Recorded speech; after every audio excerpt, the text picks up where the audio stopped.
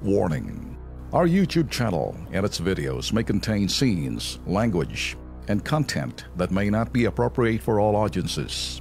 These videos include surveillance footage, undercover pursuit of suspects, actual police and rescue operations, and fearless confrontations. If you do not approve of the content, please do not watch our videos. If you wish to continue, we strongly advise that you proceed with caution. Viewers' discretion is advised. Dito ho tayo sa Pukaw na Mo! Dito sa Kilos Pronto, hindi usong patulog-tulog. Pukaw na Mo! Aksyonan natin ang problema tulad nito. Panoorin mga bossing.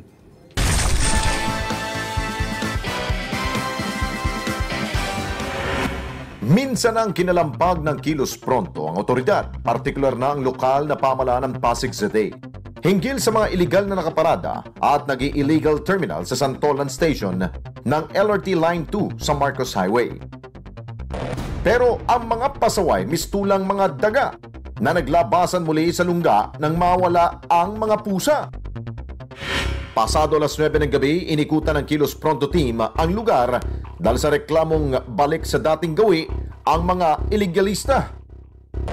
Ang malawak na lansangan ng Marcos Highway, nagiging imbudo ang daloy ng trapiko pagsapit ng Santolan Station sa Pasig City. Paano ba naman ang pinaghalong pampaserong jeep at AUV walang habas kung bumalandra sa kalahati ng kalsada? Karamihan pa raw sa mga jeep na nag-illegal terminal dito, nagkakating trip pa. Ang problema dyan, ang mga biyaheng Kogyo-Cubao, nagkakating sila sa Santa Lucia. Hanggang Santa Lucia, babalik na naman sila dyan. Babalik, nakikita ng mga MMDA, baliwala lang sa kanila. Hindi nakaligtas sa kamera ng KP ang mga jeep na ito na may rutang Antipolo-Cubao. Dito sila sa estasyon ng LRT illegal na pumaparada para mag-terminal at kumuha ng pasahero nila. Ang discarding-cutting trip na ito, mas malaking gastos sa pamasahe para sa mga pobreng commuter. Tatlong sakay ako. Santa Lucia to Masinag na naman, Masinag to Kogyo. So paano, napapamahal ka ba? Oo, tatlong parte ako. Matagal na panahon na raw nakagulian ang gawain ito at mistulang wala nang makapipigil dito. Tinanong ko sila ng mga MMDA, sabi nila, sir, wala akong magagawa dyan dahil bigit mata na lang kami. Yan ang realidad, taon na itong binilang na ganito eh. Taon na yan. Paansinin kung gaano kaluwag ang daloy ng trapiko makalagpas ang Santolan Station. Bulag pa kayo. Oh, nadidili yan oh. Walang traffic dito sa kabila. Ang traffic niyan, yan, kain sa Puwet dahil ang papila dyan, sila talaga. Pasig Traffic Parking and Management Bureau at Metro Manila Development Authority, huwag niyong tulugan ang problemang ito. Pukaw na mo!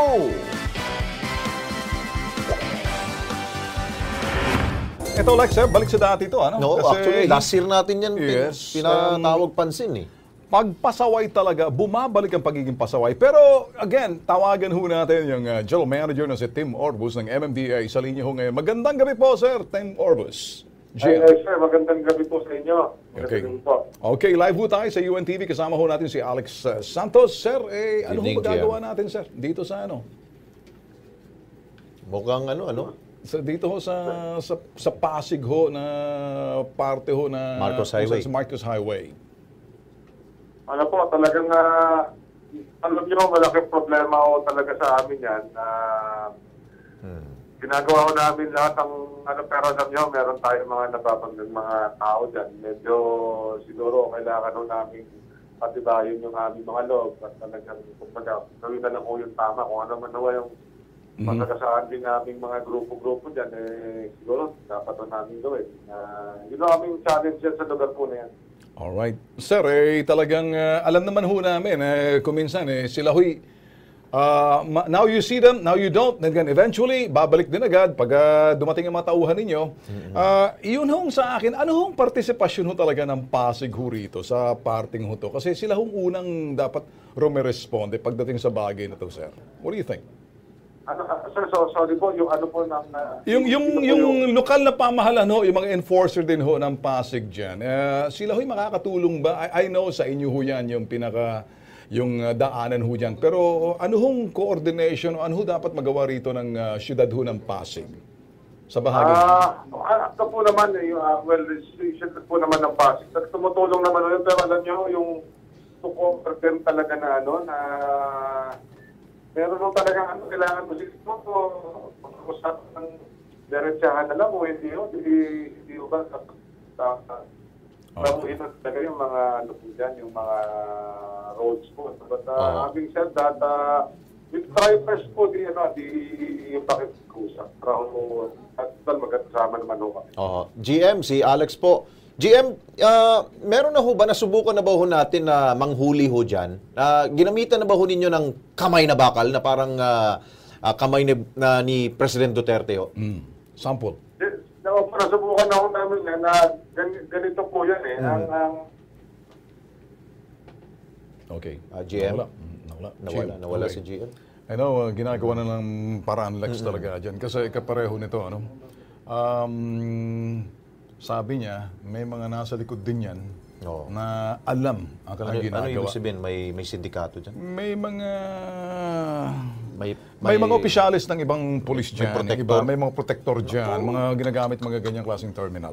Oo. Kawawa naman ho yung mga dumadaan ho dyan. Talagang perwisyo talaga ho dyan. Kung hindi pa ho dumaan po ang aming team po dyan, hindi natin siguro mapapansin yan. Siguro, GM, siguro matagal na ho ninyong gustong isolve ho yan, pero siguro, balik-balikan lang siguro, di ba? Yan ang kailangan dyan. Talaga.